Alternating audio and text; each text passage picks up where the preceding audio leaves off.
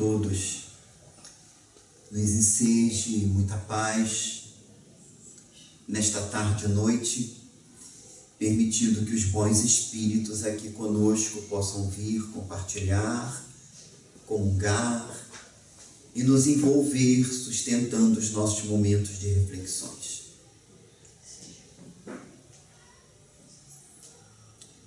O evangelista Mateus, no capítulo 10 das suas anotações, vai nos trazer a apresentação do grupo inicial de companheiros do Cristo. Nas narrativas de Mateus, ele vai apresentar um por um os companheiros que com ele compunham aquele primeiro grupo convidado pelo Cristo para serem os divulgadores da Boa Nova. E nesse primeiro momento, Mateus vai reproduzir as recomendações de Jesus de como os companheiros deveriam agir no momento em que fossem levar a mensagem. Vai dizer que o Mestre lhes havia aconselhado a não procurar as terras dos gentios, mas sim primeiro buscarem as ovelhas perdidas da casa de Israel. Que onde quer que chegassem, eles procurassem observar aqueles que poderiam acolhê-los, sem nenhuma outra intenção que não fosse o sentimento de fraternidade.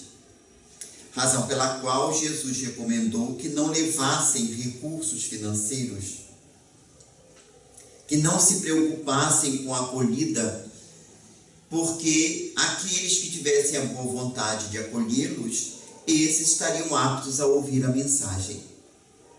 Que ao entrar numa casa ou numa cidade, dissessem que a paz ali estivesse. Se aquele local fosse digno da paz, a paz permaneceria naquele local. Se não fosse, voltaria para eles. Aonde não os quisessem escutar, que ao sair do local, eles sacudissem o pó das vestimentas e das sandálias e fossem adiante. E no dia do juízo, segundo as referências de Mateus, aquelas localidades seriam mais cobradas do que Sodoma e Gomorra, as chamadas cidades que foram destruídas pelo pecado na tradição do Velho Testamento. E vai também esclarecer aos companheiros que aqueles que o confessassem diante dos homens, ele os confessaria diante do Pai que está nos céus. Mas aqueles que o renegassem diante dos homens, ele os renegaria diante do Pai que está nos céus. Nessa referência de Mateus, nós vamos observar o cuidado de Jesus com os companheiros e, sobretudo, a advertência da necessidade de terem a coragem de viver os ensinos que estavam levando. Porque naquele momento, como em diversos momentos da coletividade humana, a mensagem do bem, quando apresentada, seria objeto de incompreensão, de perseguições, de calúnias, de difamações. Não é por outro motivo que mais adiante, no Sermão da Montanha, Jesus, numa das bem-aventuranças, vai dizer: bem-aventurados sereis quando forem perseguidos, caluniados, maltratados e todo mal contra vós fizerem por minha causa. Exultai e alegrai-vos, porque grande será o galardão no reino dos céus, pois assim também trataram os antigos profetas. Demonstrando que a sua mensagem, para ser apresentada no mundo de lutas, de expiações e provas, como a terra ainda é, necessitaria de muita coragem. A coragem que, na verdade, não é de maneira nenhuma a impulsividade ou atrevimento diante de circunstâncias adversas, mas é a serenidade para viver os princípios abraçados. E nós vamos observar que no primeiro momento os discípulos tiveram grande dificuldade de compreender isso. O modo pelo qual eles reagiam a determinadas situações demonstrava que ainda não tinham interiorizado a mensagem. Há um instante nas narrativas evangélicas que nós vamos observar que quando os gadarenos não quiseram receber o mestre por causa daquele prejuízo com os porcos que caíram no penhasco, alguns dos discípulos disseram: Senhor, mande que raios caiam sobre eles. Eram muito fraternos, não é? Desejando que pudessem vir raios do céu para destruir. Eles não tinham compreendido a liberdade de consciência, que é um apanágio da humanidade diante da lei divina, conforme os espíritos colocaram Allan Kardec, aliás, liberdade que ninguém pode cercear. Mesmo que possamos estar encarcerados, retidos no corpo físico de qualquer forma, a liberdade de pensar, a liberdade de consciência é algo inatingível. E os discípulos tiveram dificuldade no primeiro momento de compreender isso. Mais tarde, porém, eles entenderam de tal forma que foram convocados ao testemunho de doar a própria vida em honra da mensagem. À exceção de 2 companheiros.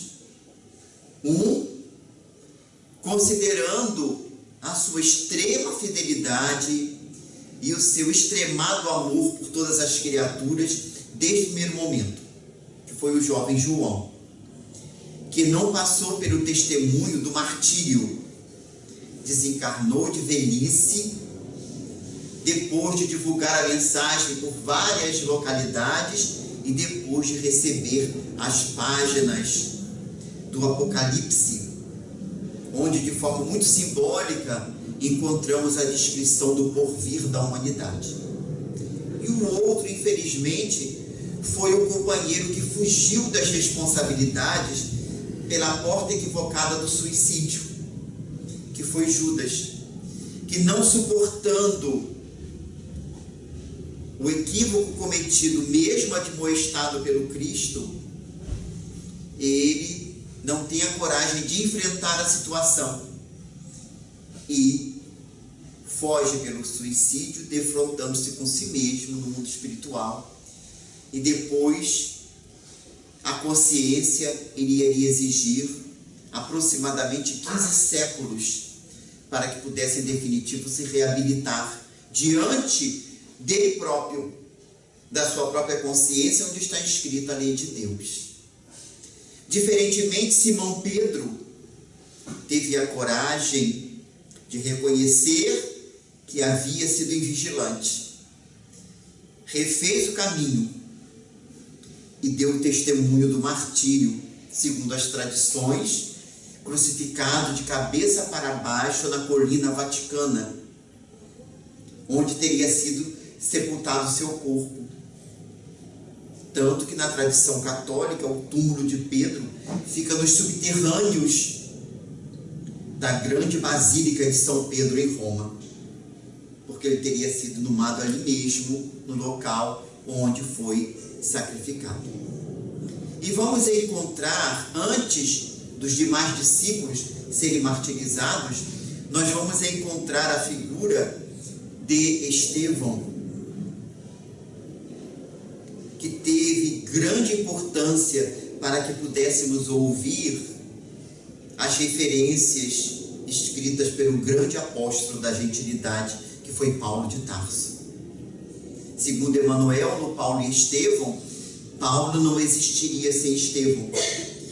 Considerando que o modus vivendi de Estevão, a forma pela qual Estevão assimilou o pensamento de Jesus e vivenciou, foi de vital importância para a transformação de Saulo em Paulo. Nós sempre imaginamos que a transformação de Saulo foi em razão do encontro com Jesus às portas de Damasco. E esse foi o ponto final que faltava. Mas, na verdade, a conversão de Saulo começa na vivência daqueles que com ele conviveram e exemplificaram a mensagem do Evangelho. Particularmente a figura de Estevão e de Abigail, que foi de vital importância para que Saulo pudesse, então, ao divisar a figura do Cristo, compreender que a sua vida tinha que mudar. E isso nos é bastante claro à mente, porque muitos conviveram com Jesus ao tempo em que Jesus estava transitando no corpo na terra e não se modificaram. Então não é o encontro com o Cristo que faz com que a pessoa se modifique, é o que ela faz desse encontro. Já que o próprio autor do Paulo e Estevão, o antigo senador Publio Lentulus, necessitou de muito tempo para reconhecer que era necessário vencer o orgulho, a vaidade da sua posição transitória, mesmo estando com Jesus, dialogando com o Mestre, tendo sua filha curada, ele não cede, somente mais tarde.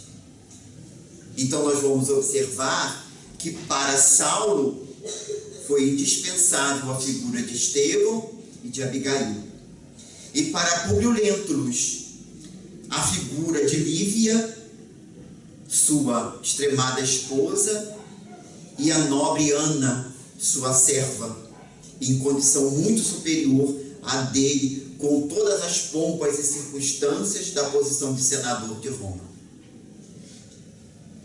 O martírio de Estevão foi um momento crucial para a consciência de Saulo, porque no momento que aquele homem, ferido pelo apedrejamento, é reconhecido pela irmã, que era a noiva de Saulo, portanto Abigail, e é levado a um compartimento no local do templo onde estava sendo feito o sacrifício do apedrejamento, ou a lapidação. E naquele momento de diálogo, quando os irmãos se reencontram depois de muito tempo, ele vai dizer para a irmã que não levasse a mal a conduta do seu noivo. Saulo era um homem bom, e quando conhecesse Jesus, ele defenderia o Mestre tanto quanto fez com a lei de Moisés. E que Deus não imputasse a Saulo esse delito. Esse perdão, que é uma manifestação da coragem da fé, de reconhecer as limitações do outro, aliás, na página inicial, a compreensão, foi exatamente o ponto de partida da modificação de Saulo, porque a sua consciência, a partir dali, começou a lhe cobrar que algo deveria ter neste pensamento para dar resistência às criaturas, de enfrentar quaisquer situações sem abjurar da fé. Nos primeiros momentos do cristianismo, nós temos o exemplo da coragem e da fé diante do martírio, da morte, através das formas mais diversificadas, que, aliás, da última vez que estivemos aqui, trouxemos um outro exemplo, que foi Rufo, mostrando esses mártires primitivos. Mas nós vamos dar uma pausa nesse período do Evangelho e vamos dar um salto até o século XIX, para observarmos uma outra característica da coragem e da fé. E vamos tomar como base uma carta publicada por Allan Kardec na Revista Espírita de julho de 1858.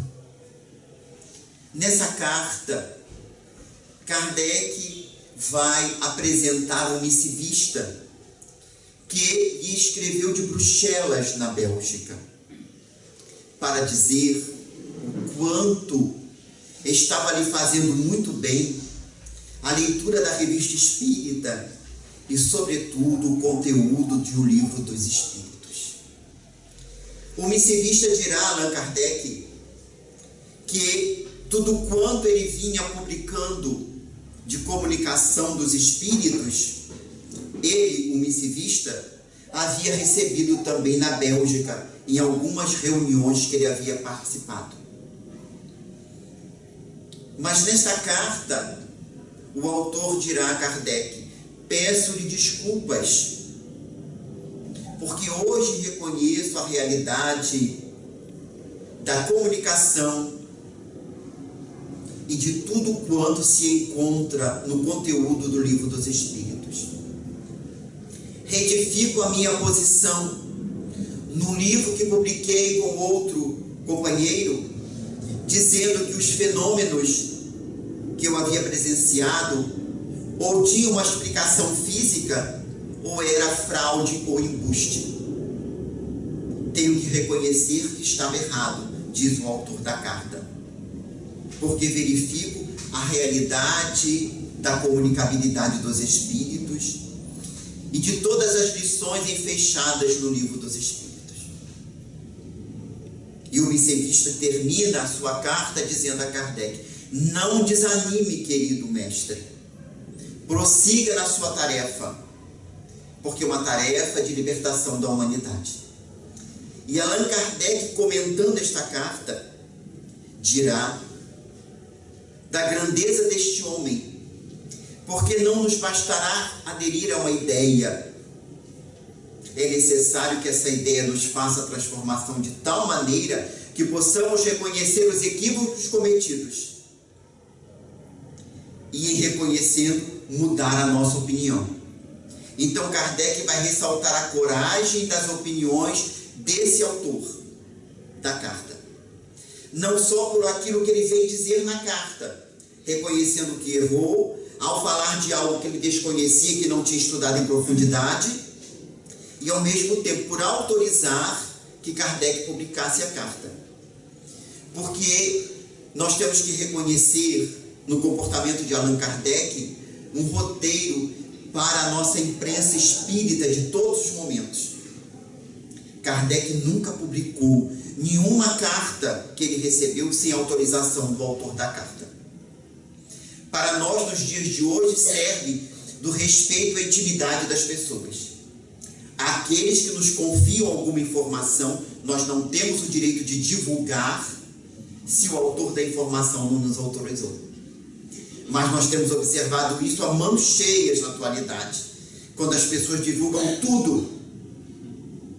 Ainda tem a coragem de dizer: fulano me confidenciou. E aí o que foi confidenciado a pessoa passa adiante. O que é uma postura antifraterna e anticaritativa. Kardec só publicava aquilo que lhe era autorizado. E o autor autorizou. Mas nós estamos falando de uma pessoa qualquer. Estamos falando de Jean-Baptiste Antoine Jobard, que foi o missivista que escreveu Allan Kardec. O senhor Jobard foi diretor do Museu da Indústria da Bélgica durante 20 anos. Foi um homem conceituado na área das invenções. Recebeu a condecoração da Legião de Honra na França, porque era francês de nascimento. Todas as honrarias que a Bélgica poderia oferecer a alguém. Foi o primeiro litógrafo na Bélgica, o primeiro fotógrafo da Bélgica. Trabalhou durante muitos anos para que se pudesse constituir um registro de patentes e direitos de invenções, para que as pessoas que inventassem tivessem o direito de registro daquilo que inventaram. E ele mesmo registrou mais de 73 invenções. Na área da eletricidade, na área envolvendo vários aspectos da litografia, da fotografia. Foi um homem conceituado em toda a Europa. E Kardec ressalta isso: ele não teve receio de tornar pública a sua adesão ao Espiritismo. É uma forma de coragem da fé. E ele dirá isso quando Kardec pede autorização para publicar a sua carta. Ele dirá: nunca me omiti diante daquilo que reconheço ser a realidade. E em todos os momentos sempre procurei ser fiel às minhas convicções, mesmo que as pessoas não me compreendessem em relação a isso. É alguém portador dessa consciência de realizar o que precisa fazer, independentemente das opiniões em torno. E reconhecer, quando se equivocou, de que precisava mudar o seu modo de ser. O Senhor Jubá desencarna, naturalmente, como vai acontecer com todos nós. Afinal de contas, estamos falando de um fato acontecido em 1858. No dia 27 de outubro de 1861, o Senhor Jubá desencarna. De uma morte súbita, de um mal-estar súbito. E logo depois, no dia 8 de novembro, Kardec então pensa em fazer uma evocação para saber como estava o Senhor Jobá, já que ele havia pedido ao codificador que fizesse isso quando fosse possível. Mas antes da evocação ser feita, o Senhor Jobá se comunica espontaneamente para dizer da sua alegria de retornar à Sociedade Parisiense de Estudos Espíritas, local onde tantas vezes esteve quando visitou Paris. Quando ia a Paris para resolver alguma coisa ligada aos interesses da Bélgica, ele ia participar das reuniões da Sociedade Parisiense de Estudos Espíritas. Era presidente honorário da Sociedade Parisiense de Estudos Espíritas. E dirá da sua alegria. E Kardec vai lhe indagar como foi os primeiros momentos. E ele dirá que de repente sentiu um abalo, reviu a sua infância, sua juventude, sua madureza e a sua velhice. Na verdade não era, porque desencarnou com 67 anos, era um jovem ainda, não é? Para os padrões de hoje. Ele diz que reviu tudo e de repente viu o seu corpo e ele estava livre, despertou livre, né? Teve um momento de repouso, despertou e se lembrou dos amigos e já havia visitado outros locais para rever os amigos. Nenhum tipo de perturbação. E por esse motivo Kardec coloca as comunicações do Senhor Jobá no livro Céu e Inferno, no capítulo dedicado aos espíritos felizes. Merecendo lembrar que o espírito feliz que Kardec coloca no Evangelho segundo o Espiritismo não é o espírito puro, é o espírito que alçou a sua evolução no grau máximo que o mundo de provas e expiações permite, conquistando uma felicidade íntima que é a tranquilidade de consciência.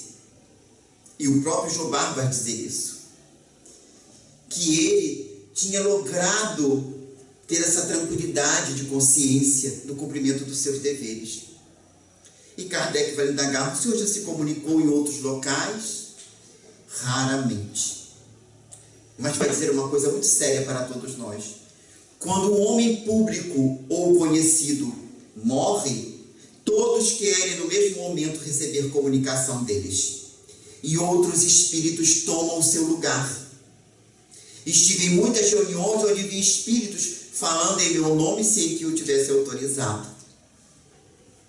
E essa realidade é uma advertência para nós em todos os tempos. Basta desencarnar alguém conhecido, no dia seguinte alguém já recebeu uma mensagem. Uma revista de circulação de fofoca já publicou a mensagem, né? Vem trazer, alguém vai dar entrevista na televisão. Sim, a gente tem dimensão que a desencarnação não é algo mágico. E o próprio Jobá vai dizer isso, que não há improvisação no fenômeno mediúnico. Mesmo ele tendo adquirido a lucidez imediata, foi necessário haver uma afinação entre ele e a equipagem mediúnica para que houvesse a comunicação. E nós aprendemos isso em O Livro dos Médiuns.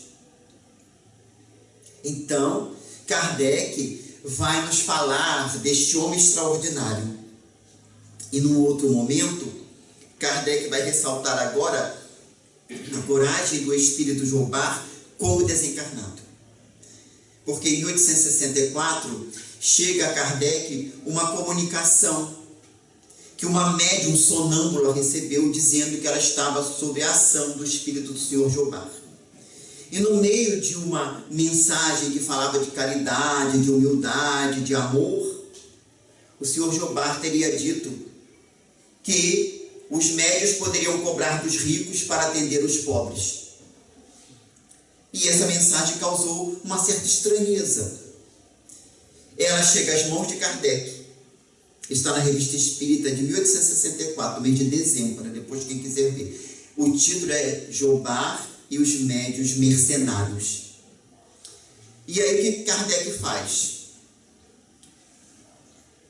Manda a 6 médios diferentes que serviam a ele na Sociedade Parisiense de Estudos Espíritas a seguinte indagação: solicito ao espírito de Jobard que possa nos dizer se comunicou através da médium senhora X e se deu as recomendações constantes da mensagem. Se possível, a resposta para o dia de amanhã. Um médium não sabia que o outro tinha recebido essa pergunta. E no dia seguinte, 6 comunicações vêm e chegam às mãos de Kardec. A forma da comunicação era diferenciada de acordo com a capacidade de cada medianeiro, seus conteúdos mentais, psicológicos, mas o conteúdo era o mesmo. Onde Jobard indagava se estavam desconhecendo tudo quanto ele havia demonstrado na condição de espírita, já que a mercantilização da mediunidade, sob qualquer desculpa, não é justificável, posto que aprendemos com Jesus dar de graça o que de graça recebeu. Em absoluto, ele havia se comunicado através daquela médium. Outros espíritos assumiram o lugar dele, aproveitando-se da invigilância da medianeira. E Kardec dirá que ele continuava corajoso no mundo espiritual. Porque muitas vezes nós observamos que, sob o epíteto da caridade, às vezes alguns espíritos se omitem de mostrar que estão sendo vítimas de outros que se passam por eles, para vir advertir, como o senhor Jobard veio advertir. E dirá Kardec: continua tão corajoso quanto antes, sem ofender a médium, porque ele não ofendeu, ele simplesmente disse que ele não se comunicou através dela, que outro tomou o seu lugar. E é muito importante pensar que o que foi que estranhou na mensagem? Porque as pessoas conheciam o senhor Jobard, qual era o seu temperamento, sua forma de pensar. No mundo espiritual não poderia ter degenerado e trazer uma informação que é completamente contrária aos princípios evangélicos. Então essa referência da Revista Espírita é um convite para nós, nos dias de hoje, de termos a coragem de analisar tudo que nos chega e só aceitar aquilo que seja de conformidade com a lógica, com o bom senso, com a razão e com os princípios éticos morais do Evangelho e da doutrina espírita. Senão nós vamos estar, como diz o ditado popular, comendo gato por lebre. Estaremos divulgando informações que não são autênticas, porque não temos a coragem, muitas vezes, de fraternalmente esclarecer. Não é ferir, agredir, falar mal do outro. É simplesmente demonstrar que aquela mensagem não pode espelhar aquela criatura que nós conhecemos. E que o codificador, no caso, em análise do senhor Jobard, colocou na condição de um espírito feliz, de um espírito superior. Então agora vem aconselhar que pode cobrar, sob a justificativa de que para atender o pobre, o médico tem que se manter, então recebe do rico. Quando o Evangelho segundo o Espiritismo diz: dê à mediunidade apenas o tempo que lhe sobra das suas atividades profissionais, mas jamais justifica a cobrança. Está lá no Evangelho segundo o Espiritismo. Mas nós observamos que aqueles que receberam essa mensagem não tinham analisado essa realidade. E Kardec, em vez de utilizar o conteúdo do Evangelho, foi indagar do próprio autor da mensagem se ele tinha sido o autor daquela página. Então é uma forma de coragem da fé. Mas nós vamos pegar um outro momento também no século XIX, para mostrar uma outra faceta da coragem e da fé. Vamos pegar a noite de 21 de maio de 1874, em Londres, 7h30 da noite. Um grupo de pessoas reunidas na casa do Sr. Luxmore. E nessa residência, uma jovem se despede dos companheiros que ali estão, agradecendo a cada um a colaboração que lhe proporcionou durante um largo período. Há muita emoção no momento, tanto que um dos presentes, o Sr. Tape, traz um buquê de flores para oferecer àquela jovem. E ela pede que essas flores, o buquê, fosse desfeito e fosse arrumado no chão da sala da casa. Ela se senta ao chão da sala e convida os demais que deixassem os seus assentos e se sentassem em torno dela. E a cada flor do buquê que ela pega, ela forma um novo buquê, prende com uma fita azul e entrega a cada um dos presentes. A jovem, emocionada, se despede e agradece a todos. Saindo daquele local, vai para um outro compartimento da casa, onde está uma outra jovem, para agradecer-lhe a colaboração. E a outra jovem chora e diz: não me abandone, fique um pouco mais comigo. E a jovem que havia distribuído os buquês de flores, Anne Owen Morgan, dirá a outra jovem: não posso, minha querida, minha tarefa está concluída. Eu agradeço muito a sua colaboração, que Deus te proteja e guarde. Chama um dos presentes àquela reunião, uma das personalidades mais significativas daquele século XIX, e pede que ele acompanhe até o outro compartimento. E ele será testemunha, mais uma vez, de verem as duas jovens juntas, quando Anne Morgan, sob a visão daquele homem, desaparece. Estamos falando de William Crookes. A jovem Anne Morgan usou o pseudônimo de Kate King. E a jovem que pedia para continuar, Florence Cook. William Crookes, que alguns poucos anos antes havia se iniciado nas pesquisas dos fenômenos psíquicos para demonstrar que eles não poderiam ser como se relatava relativamente à manifestação dos espíritos. Em 1869, através da mediunidade da senhora Marshall, William Crookes terá as primeiras experiências de fenômenos de movimentos de mesas, que não irá chamar muito a sua atenção. O tempo transcorre, até que um dia uma jovem de 15 anos bate às portas de sua casa para lhe dizer que vinha lhe fazer uma proposta, já que ela vinha sendo instrumento de manifestações do mundo espiritual. E estava sendo chamada de embusteira, de que estava fraudando.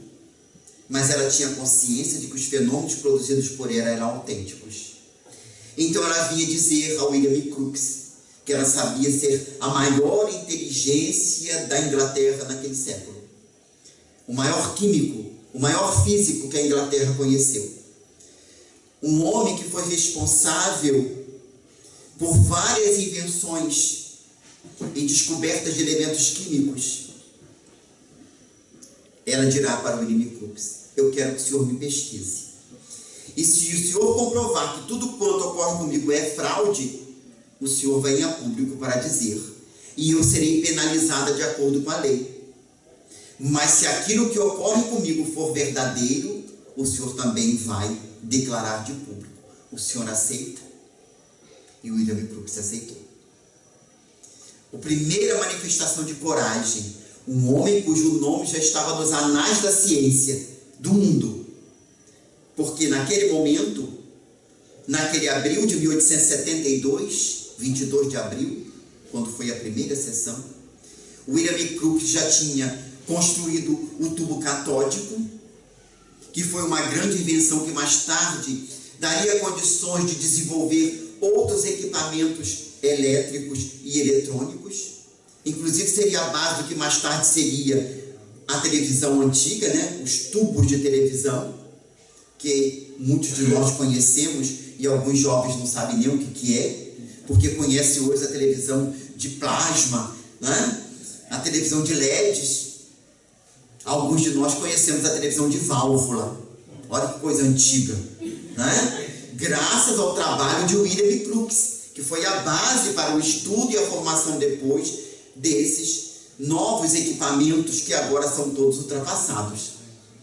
Ele descobriu o tálio, um novo elemento químico, antes de começar as suas pesquisas com a jovem Florence Cook.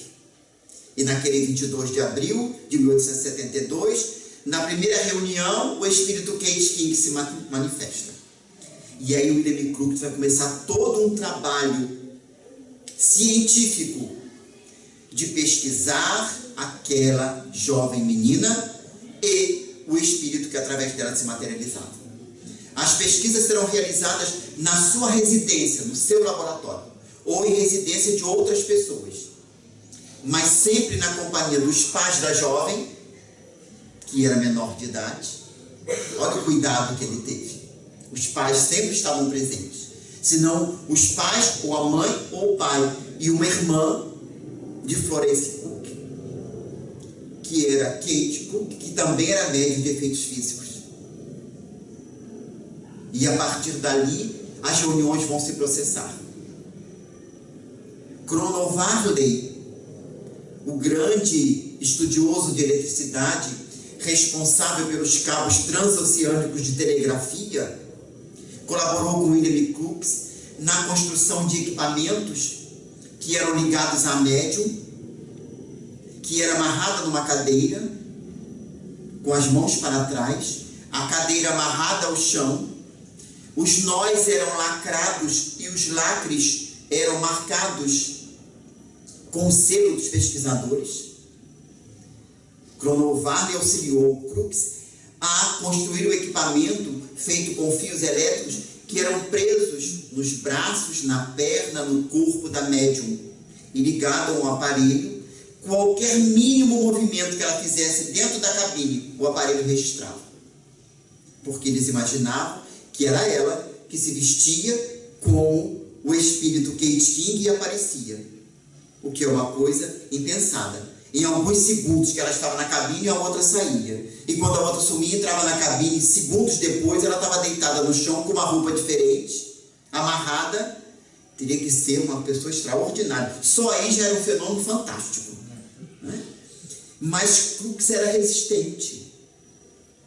E quando Alexander Aksakov vem da Rússia para Londres para participar das sessões, depois que ele presencia todas as manifestações do espírito Kate King, ele dirá para William Crookes: eu não tenho nenhuma dúvida, a realidade da vida post-morte está aí comprovada por essas manifestações. E William Crookes dirá a Alexander Aksakov: eu só acreditarei quando ver as duas juntas ao mesmo tempo, a médium e o espírito.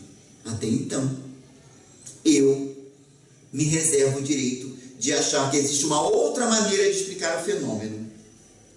Talvez até a exteriorização da própria médium, o que na verdade já é uma comprovação da independência do espírito sobre o corpo. Porque se o médium pode se exteriorizar e se materializar fora do corpo, existe algo em nós além da matéria, já que a matéria está lá dentro da cabine. Só aí já seria uma comprovação de que algo em nós existe além do corpo físico. E aí, quando Crookes começa a apresentar as suas primeiras relatórios das sessões, os seus pares da Academia de Ciência de Londres começam a se manifestar, achando aquilo um absurdo. Porque enquanto ele estava pesquisando para desmentir, todos apoiaram. Mas no momento em que ele começava a mostrar que existia alguma coisa além, os companheiros começam a criticá-lo, a censurá-lo. E dirão, ele está tendo problemas de alucinação. E aí o que o William Crookes faz? Começa a preparar o ambiente onde os fenômenos iriam se processar com câmeras fotográficas. E nas últimas sessões, ele instala 5 câmeras fotográficas em posições diferenciadas, para que elas pudessem fotografar ao mesmo tempo o espírito quando se apresentasse. E aí, contestando os seus pares, ele dirá que ele e os presentes poderiam ter alucinações, mas uma câmera fotográfica não tem. E que a imagem do espírito fotografado junto com a médium que ele consegue fazer era a comprovação de que eram 2 individualidades. E, portanto, a realidade do fenômeno. E ele terá a coragem de, diante dos seus pares, na Sociedade de Pesquisas de Londres, dizer: eu não digo que os fenômenos espíritas são possíveis, eu afirmo que eles são reais. A vida prossegue. E aí, os companheiros começam a achar que o William Crookes está ficando meio, desarmonizado da mente. Outro chegou ao ponto do absurdo de dizer que ele estava fascinado pela beleza da médium, que nem era tão bela assim, na Florência, mas começam a insinuar. Foi o ano de 1874. 5 anos depois, em 1879, o William Crookes vai fazer a sua maior descoberta, o chamado estado ultragasoso, ou o estado radiante da matéria. Além dos estados à época conhecidos da matéria, sólido, líquido e gasoso, ele descobre que a matéria possui um outro estado, o estado radiante. E as suas pesquisas vão abrir o campo da ciência da radiação, que mais tarde favorecerá o casal Curie e os pesquisadores da era atômica, graças aos estudos de William Crookes. E é interessante que 5 anos depois de acharem que ele já estava gaga, porque ele declarou a realidade dos fenômenos espíritas, ele faz a sua maior descoberta, e a Rainha Vitória vai lhe conceder o título de Cavalheiro da Rainha, passando a ser designado como Sir William Crookes. E ao desencarnar, há exatos 100 anos, completados no dia 4 de abril próximo passado, William Crookes deixava a vida física como aquele que teve a coragem de testemunhar a fé transcendente naquilo que lhe fez compreender a realidade da imortalidade da alma. Não pensou na sua posição, nem tudo quanto ele havia conquistado na área da ciência. Ele teve a coragem de, comprovando a realidade, demonstrar essa realidade. E antes de desencarnar, no ano de 1898, portanto, 30 anos depois que ele tinha feito as primeiras pesquisas, um jornalista vai lhe fazer uma entrevista e perguntar: o senhor tem alguma coisa a retificar sobre as suas declarações acerca do espiritualismo, como era chamada a questão das manifestações espíritas na Inglaterra?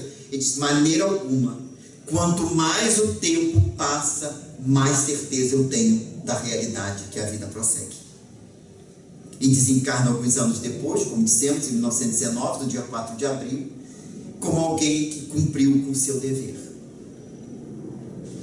Nos dias de hoje, em que estamos vivendo na Terra, trazendo esses exemplos de posições diferenciadas, nós temos os exemplos dos primeiros mártires do cristianismo: Estevão, o próprio Simão Pedro, Tiago, o irmão de João que foi decapitado.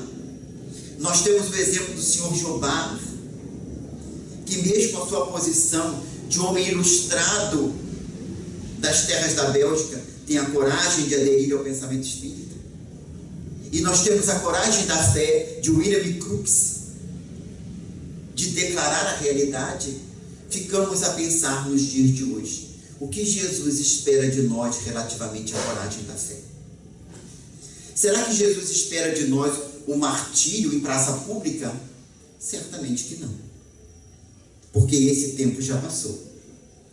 De doarmos a vida, né? Sermos metralhados em razão da fé, apedrejados, decapitados, enforcados. Esse tempo já passou. Pelo menos no Ocidente, esse tempo já passou. Será que Jesus espera de nós essas declarações públicas de adesão ao Espiritismo? Hoje, isso virou moda. Todo mundo se diz espírita.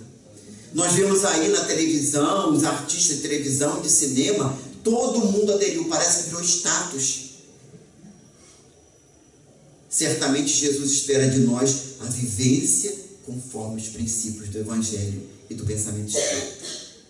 Sem alarde, sem exaltação pública, vivendo a cada momento os princípios que abraçamos, nas lutas da intimidade do lar, do ambiente profissional, do ambiente de estudos nas escolas, aqueles que estão estudando, no ambiente social. Jesus espera de nós a coragem da fé de viver a compreensão que a página inicial nos fala de Emmanuel, que Emmanuel compara com a caridade, mas não com a caridade de dar coisas, mas com a caridade conforme a entendia Jesus e que os Espíritos trouxeram na questão 886 do Livro dos Espíritos. Benevolência para com todos, indulgência para com as imperfeições dos outros, perdão das ofensas. Este é o verdadeiro sentido da caridade. E para vivermos esses princípios da caridade, ou esse sentido da caridade nos dias de hoje, precisa ter muita coragem. Quando a loucura campeia, e muitas vezes temos observado, como diz o Espírito Camilo, através da mediunidade de Raul Teixeira, no livro recentemente publicado, Tempo de Deus, no capítulo 13, quando Camilo fala de tempos de descomprometimento, aliás, uma página que foi psicografada em 2004, mas poderia ter sido ontem à noite. O Camilo vai dizer dos lares que estão descomprometidos com o processo educacional, os pais laissez-faire, que deixa se faça tudo, sem procurar conduzir, orientar, esclarecer, porque para isso precisa ter coragem. Coragem de quando o filho disser, mas o pai de fulano deixa. O pai de fulano é de fulano. Aqui é a norma da casa onde você vive.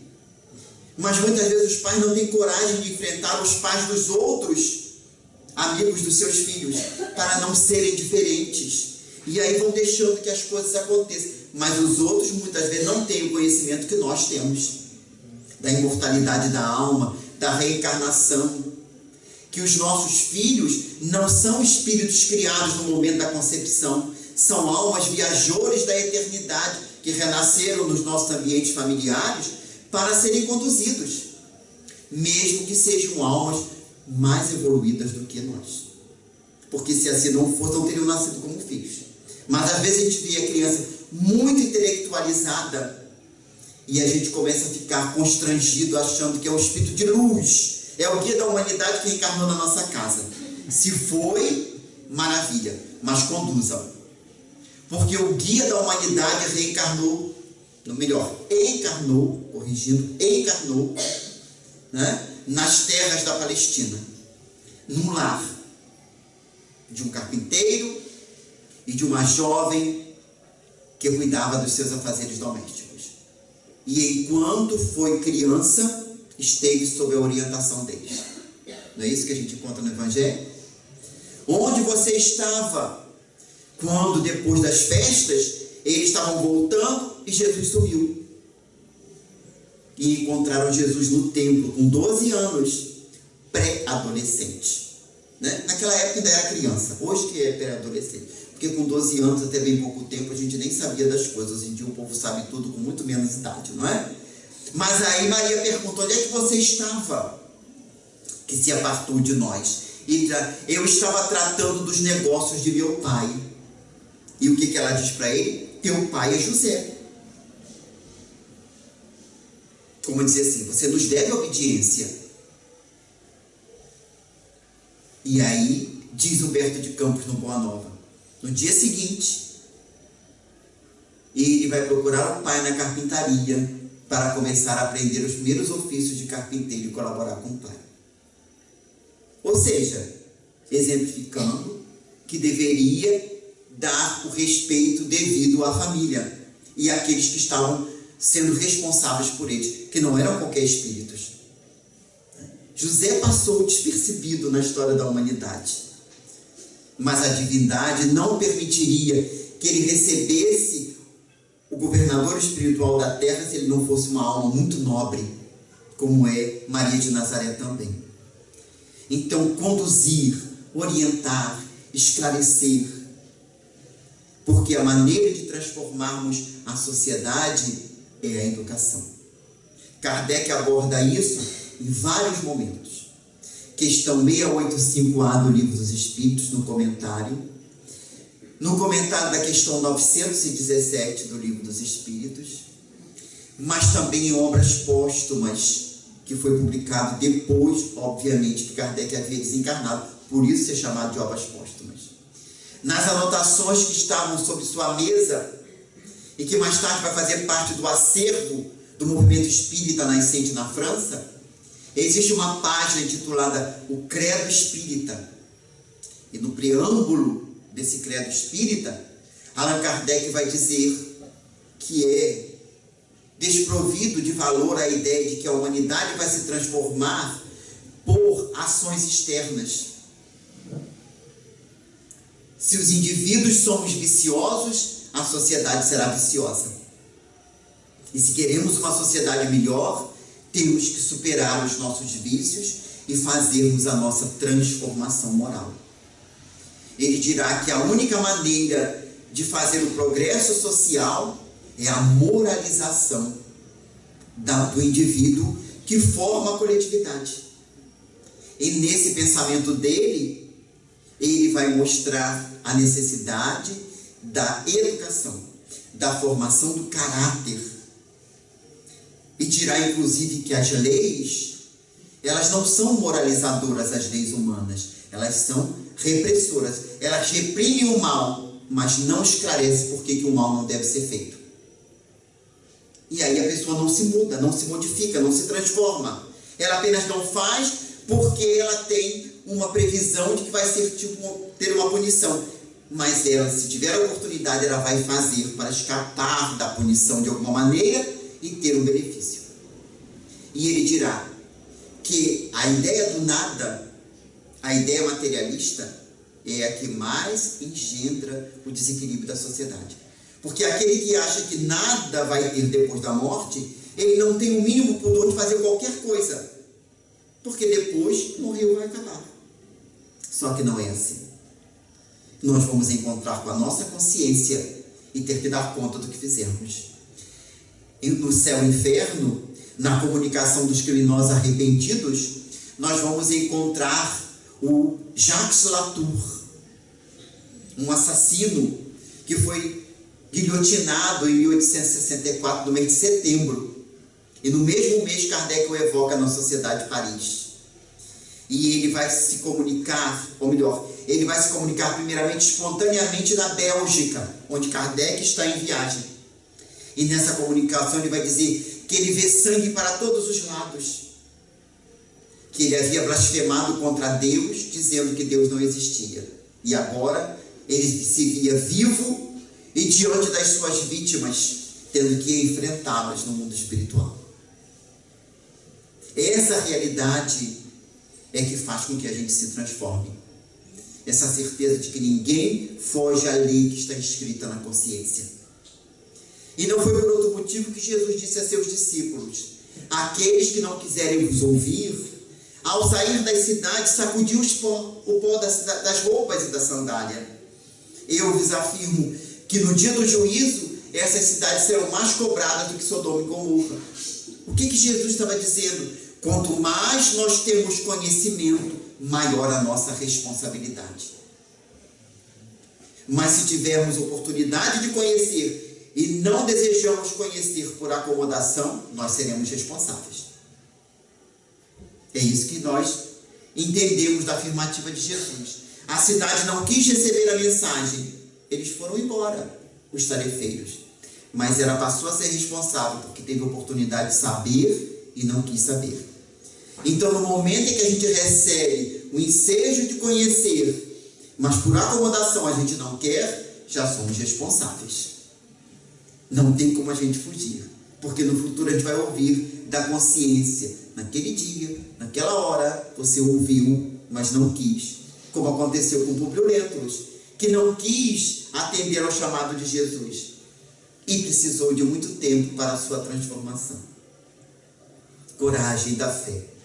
Nos dias de hoje, a coragem de viver cristamente, de viver os postulados espíritas, na simplicidade que o Espiritismo nos traz, vencendo as nossas más inclinações, deixando que os outros façam aquilo que melhor lhes aprouver, mas que nós possamos fazer o que a consciência nos diz que devemos fazer.